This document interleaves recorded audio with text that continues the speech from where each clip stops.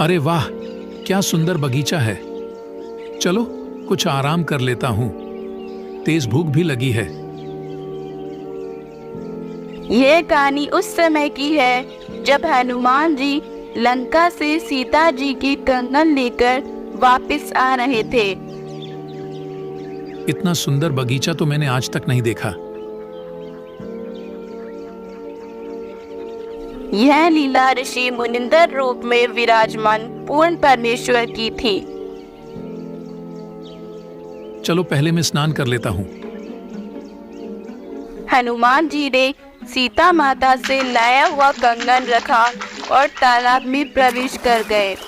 उस कंगन पर ध्यान रखते हुए स्नान करने लगे। तभी वहाँ एक बंदर आया और वह कंगन उठाकर भाग गया। अरे ये क्या? रुको। बंदर ने एक बड़े से घड़े में वह कंगन डाल दिया। हे भगवान, चलो यहाँ से तो निकाल लूंगा। अगर समुद्र में पटक देता तो नाश हो जाता। ये क्या? इसमें तो सैकड़ों पड़े हैं। जो मैं लेकर आया था वो कौन सा है?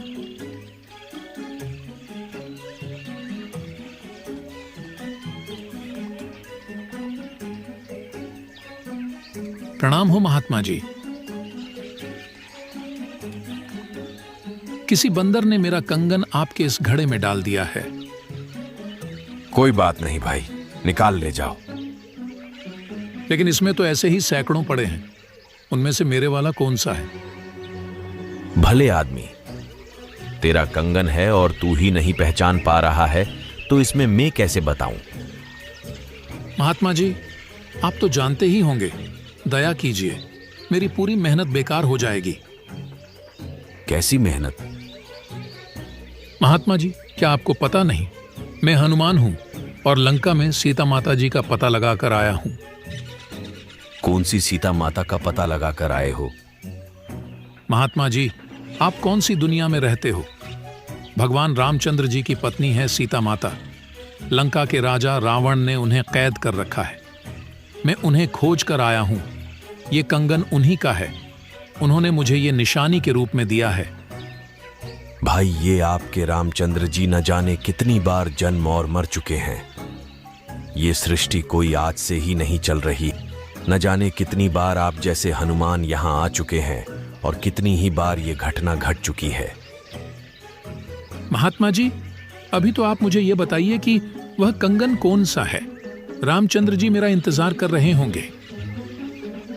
तो जाइए, आप ले जाइए अपना कंगन।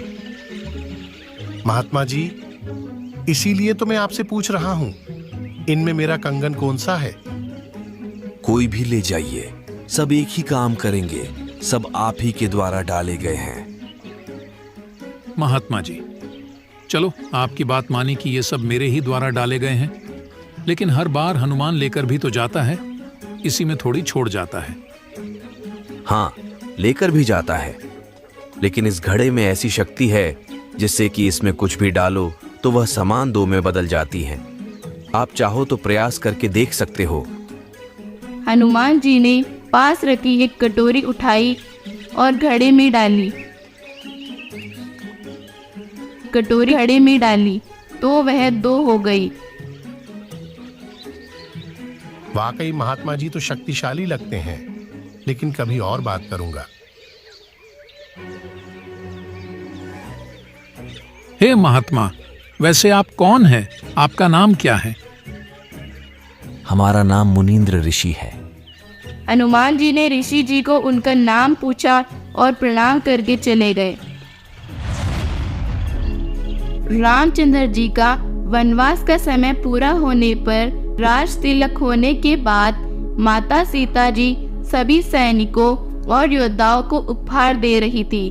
सीता जी ने हनुमान जी को खुश होकर सबसे कीमती मोतियों की माला दी। हनुमान जी को पता नहीं था कि ये मोती हैं और कितने कीमती हैं।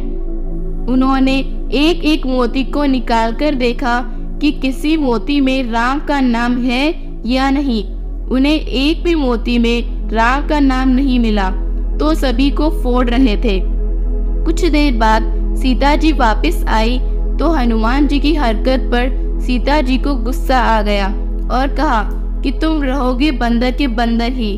तुम्हें पता भी है ये कितने कीमती मोती हैं। तुम्हें तो जंगल ही शोभा देता है। हनुमान जी को बहुत बुरा लगा और मायूस हो गए। माता जी, मुझे इन मोतियों से क्या काम था? मैं तो ये देख रहा था कि इनमें किसी में राम का नाम हो तब तो मेरे काम के हैं, वरना ये कंकर मेरे किसी काम के नहीं है।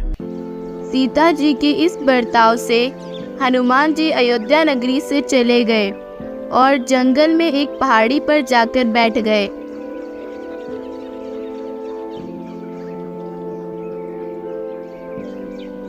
कुछ देर बाद वहां एक साधु आए।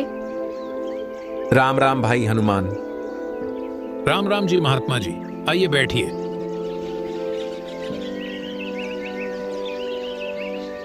और सुनाओ हनुमान। महात्मा जी, अयोध्या में भगवान रामचंद्र जी आए हुए हैं। 3 लोक के स्वामी रामचंद्र जी का आज राज्याभिषेक है। भाई हम तो उस राम के भक्त हैं जो कभी जन्मता मरता नहीं, वो मां के गर्भ से नहीं जन्मता। ये राम जी तो न जाने कितनी बार जन्म और मर चुके हैं। अच्छा, यही बातें मुझे एक मुनींद्र नाम के ऋषि जी भी कह रहे थे। जब मैं लंका से लौट रहा था तो वो मुझे एक सुंदर बगीचे में मिले थे। आप उन्हीं के शिष्य हो क्या? वो मैं ही था हनुमान, और तुम्हारे लिए ही यहाँ आया हूँ। हनुमान जी ने उसी समय कबीर परमेश्वर जी के चरणों में गिर गए। क्षमा कीजिए भगवान, हम तो तुच्छ बुद्धि के जीव हैं। कृपया करके मुझे आपका संपूर्ण ज्ञान समझाइए और सत भक्ति प्रदान कीजिए। ऋषि मुनिंदर जी उन्हें पूर्ण परमेश्वर की जानकारी देने लगे और कहा कि देख लिया इस दुनिया का स्वर्ण। अगर आप जैसे योद्धा न होते तो श्री राम जी का युद्ध जीत पाना संभव नहीं था, लेकिन फिर भी इन्होंने आपके साथ क्या किया। हनुमान जी को परमात्मा की सब बातें समझ आ रही थी। हनुमान जी ने ऋषि जी से सत्य भक्ति ग्रहण की और उस आदिराम सनातन परमात्मा की भक्ति करनी प्रारंभ की। इस प्रकार हनुमान जी का मोक्ष हुआ। ये अनमोल ज्ञान जगत गुरु तत्वदर्शी संत रामपाल जी महाराज के सत्संगों का अंश मात्र है। संपूर्ण आध्यात्मिक ज्ञान के लिए सुनिए संत रामपाल जी महाराज के मंगल प्रवचन।